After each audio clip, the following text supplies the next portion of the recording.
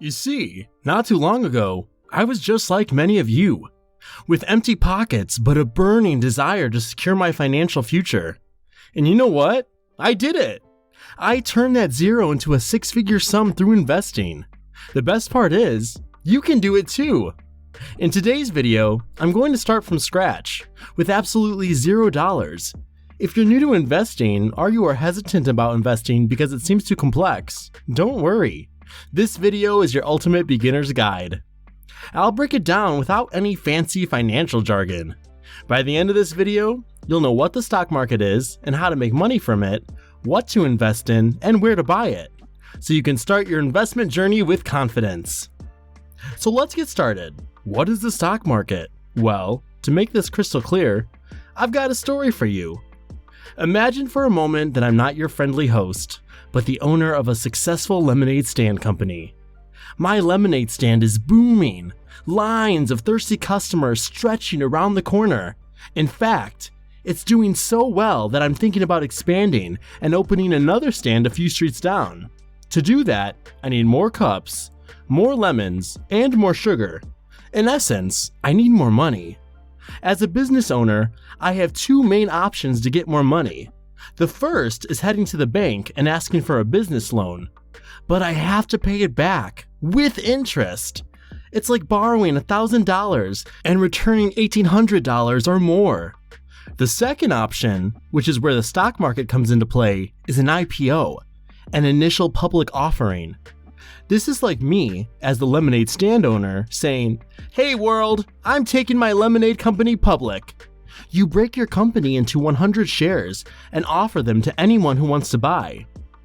You set the price per share, let's say $12, and on a specific date, like next Friday, you announce that anyone can buy a piece of your lemonade company.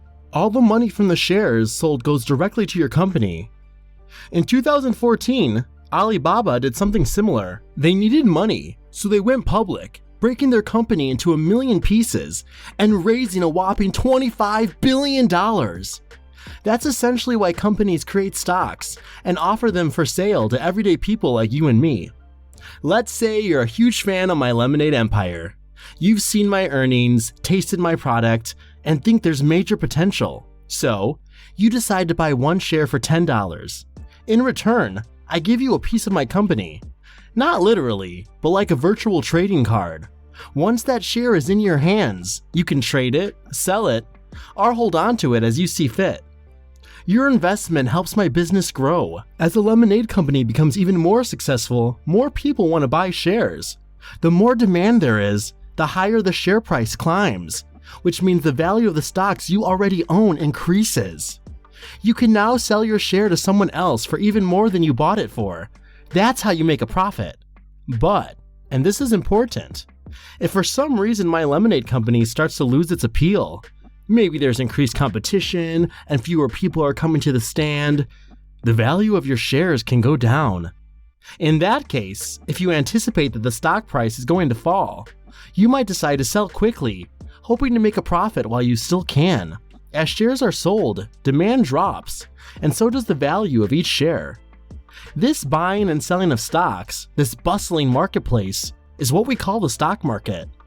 Imagine you own Tesla stock and want to sell it. You log into your brokerage account and it tells you the current price, say $1,000. When you hit sell, your stock enters this digital space, waiting for someone else to buy it. So let's go to, why would anyone want to buy a stock, and how do they actually make money from it? Well, there are two primary ways people can make money in the stock market. Let's break them down. First, we have capital gains. This is somewhat similar to what happens with real estate, like when you buy a house. Imagine you purchased a house for $500,000, and 10 years later, you sold it for a cool $1 million. The profit or capital gain in this case is the difference between the price you bought it for and the price you sold it for, which in this case is $500,000. The same concept applies to stocks. For example, let's say you buy a stock for a company like Amazon at $1,000 and you believe it will go up in value, say to $1,200 in the future. When you sell it at that higher price, you've made a $200 profit. That's one way you can make money in the stock market, through capital gains. The second way is through dividends. Now, not all companies do this, but some companies, kind of like saying thank you, distribute a portion of their profits to their shareholders. It's like a little gift for being part of their success story. Let's take my lemonade company, for example. If it's doing exceptionally well and I have extra profits, I could decide to distribute some of that all to the people who hold shares in my company. These distributions can happen quarterly, annually, or at different times depending on the company. Some companies have been doing this for decades, consistently giving back to their shareholders.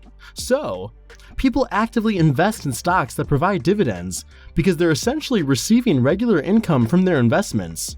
It's worth noting, though, that companies aren't obligated to pay dividends forever. They might have been doing it for years, but circumstances can change. For instance, during the pandemic, some companies decided to stop giving dividends. That's why many investors see dividends as a nice bonus. The idea is to invest in companies that you believe will experience capital gains, the value of your shares going up, and the dividends are an extra reward. That leads us to what to invest in for now. I wanted to share a quote from Warren Buffett.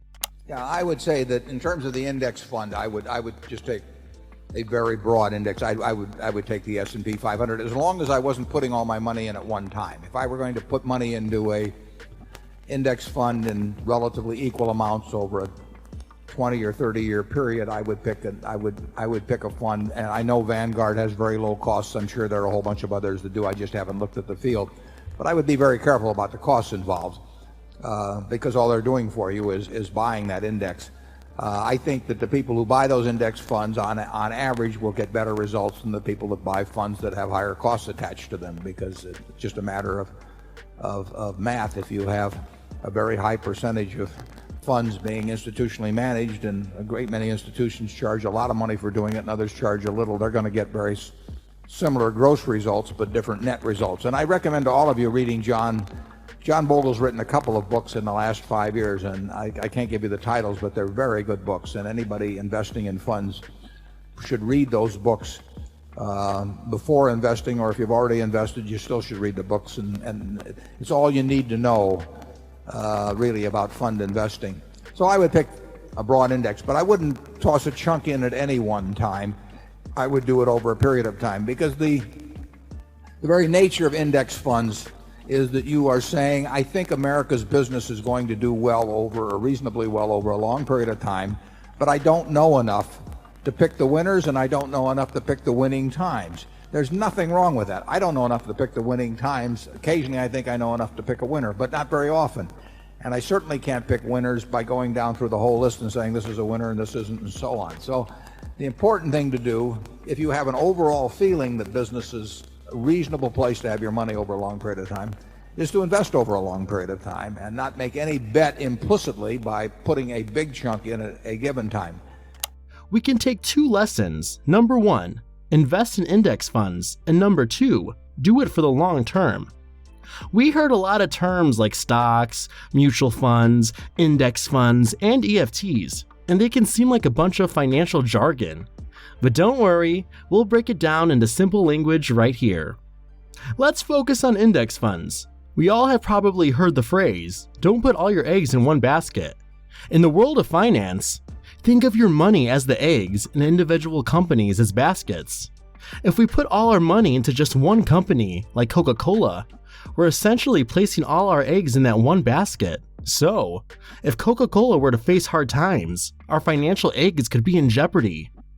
Now, an index fund is like a collection of these baskets. These baskets can be grouped in various ways, like by sector, such as tech companies, or by size, such as the biggest companies in a country. Think of an index fund as a basket filled with baskets. When we invest in an index fund, we're essentially buying a piece of all the companies within that fund. This is a brilliant way to diversify our investments. Let me explain further with examples. There's the S&P 500, which represents the 500 largest companies in the United States. If you take a look at this list, you'll recognize many names like Microsoft, Apple, Google, and more. Then there's the FTSE 100, comprising the 100 largest companies in the United Kingdom, including names like HSBC, BP, and Unilever. When you invest in an index fund, you're essentially buying a small piece of all these companies. This means you're spreading your investment across a wide range of companies, which is a smart strategy. It's not like putting all your eggs in one basket, but in many baskets. It's called diversification, and it helps manage risk. Index funds can be a great choice for long-term investing because they provide diversification and typically have lower fees compared to actively managed funds. And there you have it, your starter pack on how to get started with investing. If you found this video helpful, I've linked another one right here that you might enjoy as well. Thanks so much for watching. If you haven't already, please consider subscribing to our channel. I'll see you in the next video.